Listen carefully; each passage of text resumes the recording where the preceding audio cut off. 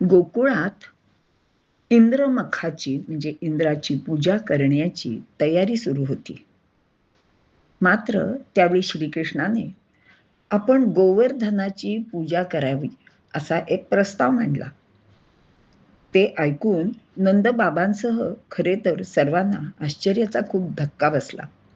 नेहमीच्या परंपरेत विशेषतः धार्मिक गोष्टीत बदल किंवा परिवर्तन करायला लोक सहजासहजी तयार होत नाहीत. परंतु कृष्णाने आपल्या वाक्चातुर्याने सर्वांना आपले म्हणणे पटवून दिले आणि गोकुळवासी जन इंद्राऐवजी गोवर्धनाची पूजा करायला तयार झाले. आपण जी दीपावली साजरी करतो ती अश्विन वद्य एकादशी ते कार्तिक शुद्ध द्वितीयेपर्यंत म्हणजे एकूण 7 दिवसांची.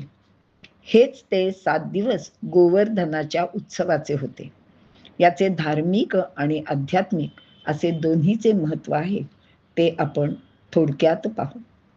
एकादशी आपल्या 11 इंद्रियांना म्हणजेच 5 कर्मेंद्रिय, 5 ज्ञानेंद्रिय आणि मन या सर्वांना मिळून भगवंताच्या जवळ बसवणे म्हणजेच भगवंताच्या सहवासात आपण राहणे.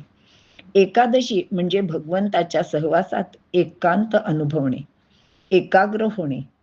इथे साधनेतील अत्युच्च स्थिती साधली जावी अशी अपेक्षा असते. दुसरा दिवस वसुबारस म्हणजेच गुरुद्वादशी. या दिवशी गुरूंना वंदन करणे, त्यांची पूजा करणे, त्यांची सेवा करणे, ज्यामुळे ते प्रसन्न होऊन आपल्याला ज्ञान प्रदान करतील. वसुबारस गाय व वासरू म्हणजेच गुरु शिष्य नाते. गाय वासराला चाटून स्वच्छ करते, तर गुरु शिष्याचे अवगुण जाण्यासाठी त्याला उपदेश करतात. वसुबारस म्हणजे द्वादशी म्हणजेच देश स्थिती, असा देश की जेथे काम क्रोध इत्यादी विकार नाहीत, ती निर्मुक्त अवस्था असते. तिसरा दिवस आहे धनत्रयोदशी. सद्गुरूंची कृपा प्राप्त होऊन विद्येचे ज्ञानाचे धन प्राप्त होते. त्या विद्याधनाची पूजा करून या दिवशी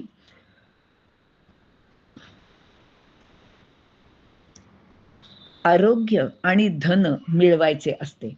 म्हणजेच कुबेर व अश्विनी कुमार यांची पूजा करायची आहे. त्यांच्यामुळेच आपल्याला धन म्हणजे धना काय आहे ते ज्ञान आहे ते आपल्याला मिळते. म्हणून ते आवर्जून करायलाच पाहिजे आणि अश्विनी कुमारांच्यामुळे आपल्याला आरोग्य लाभते. असा ह्या धनत्रयोदशीच्या पूजेचं महत्व सांगितले जाते. नरक चतुर्दशी. कुत्सित माणूस म्हणजे नरक. 5 कर्मेंद्रिय, 5 ज्ञानेंद्रिय, पंचप्राण आणि मन या 16 बरोबर राहतो तो कुत्सित नर. नरकासुर 16 सहस्राचे रूपक आहे. या 16 बरोबर तो सतत सरकत किंवा फिरत राहतो असे सांगतात. मात्र आपल्याला मिळालेले आत्मज्ञान धनाच्या पराक्रमाने या नरकावर आपण मात करू शकतो, त्यावर विजय मिळवायचा असतो. म्हणजेच आपण नरक चतुर्दशीचा उत्सव साजरा करू शकतो. लक्ष्मीपूजन. अविद्यारूपी नरकासुराचा म्हणजेच अंधकाराचा म्हणजेच अविद्या अंधाराचा नाश केल्यानंतर अंतरंगात ज्ञानदीप प्रज्वलित होऊन सर्वत्र प्रकाश पसरतो.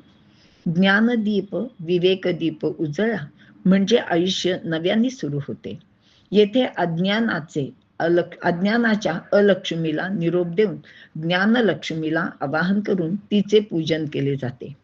अशुभ विचार संपतो, शुभ विचारांचा लाभ होतो. हेच ते विद्यारूप लक्ष्मीचे पूजन आहे. ज्ञान ज्योतीचे पूजन आहे. सद्गुरु कृपेने आत्मविद्येचा लाभ होतो.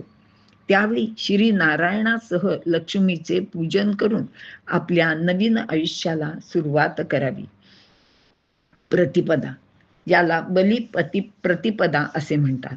प्राप्त झालेल्या ज्ञानाने म्हणजेच विवेकाने अहंकार रूपी बळीला पाताळात पाठवले. या आनंदाप्रित्यर्थ विविध पदार्थ तयार करून त्यांचा नैवेद्य त्या परमात्म्याला समर्पित करणे, यालाच अन्नकूट असे म्हणतात. अनेक पदार्थांच्या ठिकाणी एकच तत्व आहे, ते म्हणजे परब्रह्म तत्व. कूट म्हणजे गूढ. परमात्म्याला कूटस्थ असे म्हणतात. त्याच्यापर्यंत जाण्याचा प्रयत्न करून त्याला प्राप्त करून घेणे, माणसाची ही अवस्था म्हणजेच ब्राह्मी स्थिती आहे. अर्थातच ही स्थिती प्राप्त झालेला माणूस मृत्यूवर विजय मिळवतो. यमद्वितीया, या ज्ञानी मानवाला मृत्यूचे म्हणजेच यमाचे भय वाटत नाही, कारण आपण वर पाहिले की त्यांनी मृत्यूवर विजय मिळवलेला होता. त्याने मृत्यूला जिंकलेले असते. आत्मस्थितीचे जागरण आणि गोवर्धन लीला अनेक अडथळे पार करून त्याच्यासाठी परमात्म्यापर्यंत जायला लागते. आपण बघितले की गोवर्धनाच्या वेळेला अनेक अडथळे तिथे आले होते. 7 दिवस सतत पाऊस पडत होता वगैरे गोष्ट आपण वरती ऐकलेली आहे. तर ह्या सगळ्या अडथळ्यांवर मात करून आपण भगवंतापर्यंत जायचे आहे. असे हे गोवर्धन लीलेचे 7 दिवस आहेत. ही 7 दिवसांची दीपावली किंवा गोवर्धन लीला उत्सव आहे. आपण या दिवसात विविध प्रकारचे, विविध चवीचे, आकाराचे अनेक पदार्थ करतो. या 7 दिवसात भगवंताच्या अष्टमहासिद्धी भगवंताची सेवा करू शकल्या नाहीत, कारण भगवंत त्याच्या भक्तांची सेवा करण्यात गुंतला होता. म्हणजेच गोकुळवासियांचे रक्षण करण्यात भगवंत गुंतला होता. मग त्या महासिद्धी म्हणाल्या, भगवंता असे कसे, आम्ही आपली सेवा करण्यासाठी काय करू? अर्थातच भगवंत हसून म्हणाले की तुम्ही सर्वजणी प्रत्येकी 7-7 पदार्थ करा. ते सर्व वेगवेगळे असले पाहिजेत. मग या 8 जणींनी मिळून आपापसात पदार्थ वाटून घेतले. 7 दिवसांचे प्रत्येकीचे 7 पदार्थ. या 8 जणींनी एकूण 56 पदार्थ तयार केले. त्याचा नैवेद्य किंवा भोग भगवंतांना समर्पण केला. अशी ही 56 भोगाची प्रथाही सुरू झाली.